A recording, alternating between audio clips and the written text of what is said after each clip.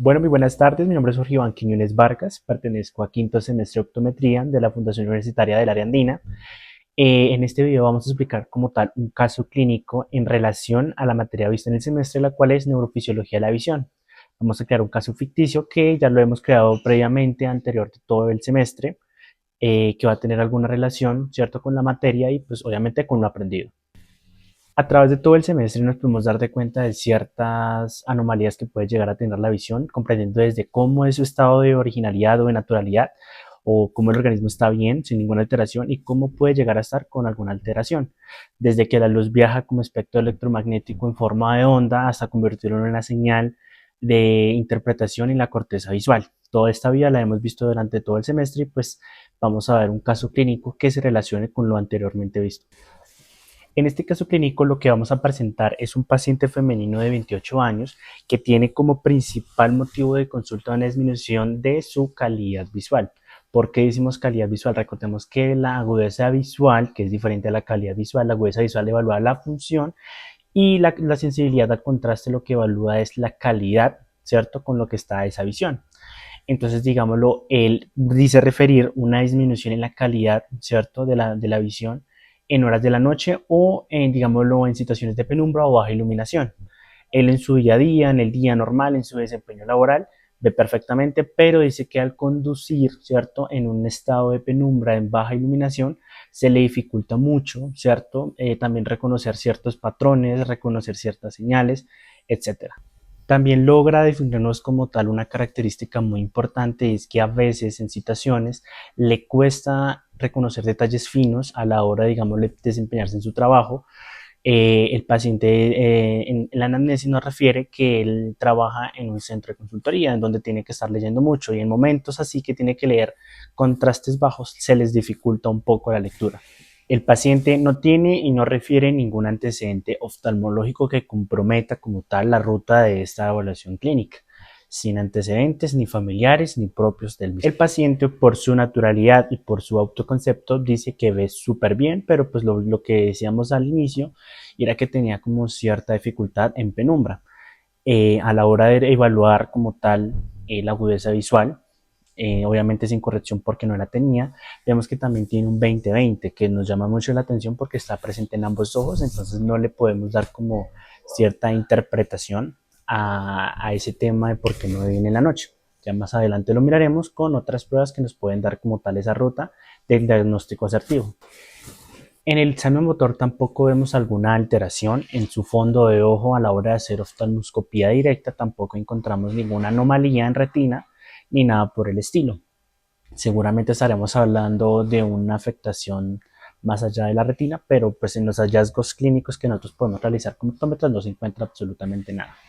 Automáticamente empezaremos a hacer la evaluación con rejillas sinusoidales para evaluar si tenemos alguna afectación en sensibilidad al contraste, que ya sabemos que es una prueba que se evalúa en diferentes canales para así mismo evaluar qué vía se está afectando, si la vía parvo, que es la que nos da como tal ese detalle, ¿cierto? Que es posiblemente la que pueda estar llegar alterada, donde necesitamos un contraste alto cuando hay esos cambios de luminancia máxima y luminancia mínima, o si está afectada la vía magno, que son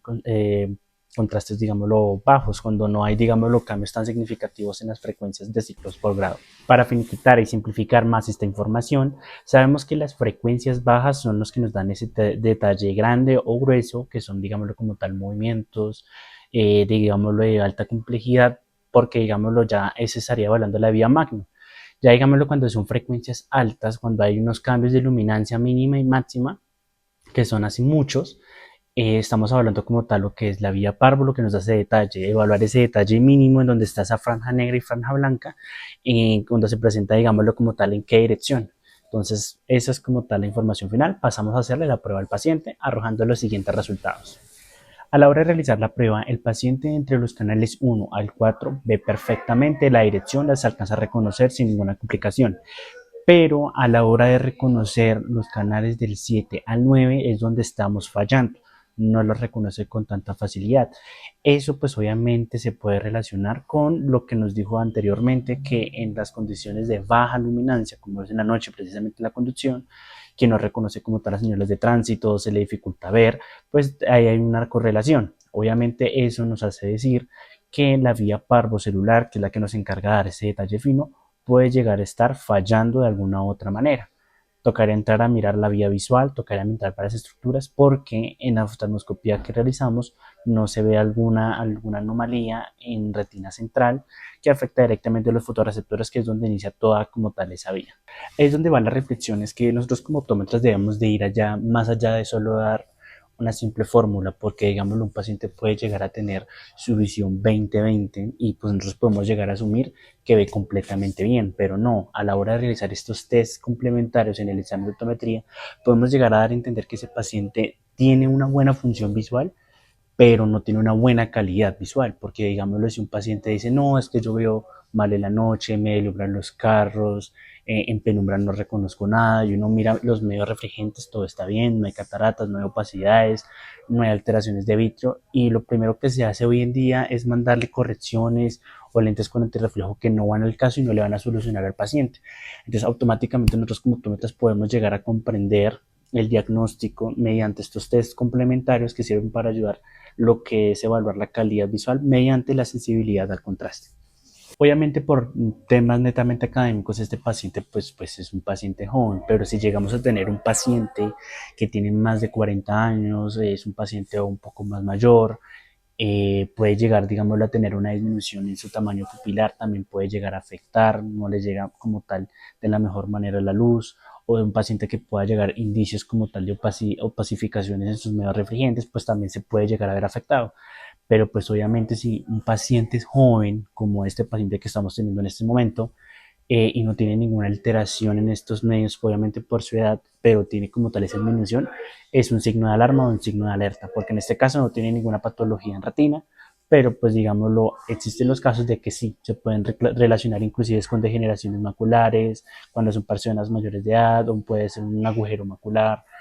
o cualquier, digamos, estructura que pueda llegar a comprometer la área central de la retina.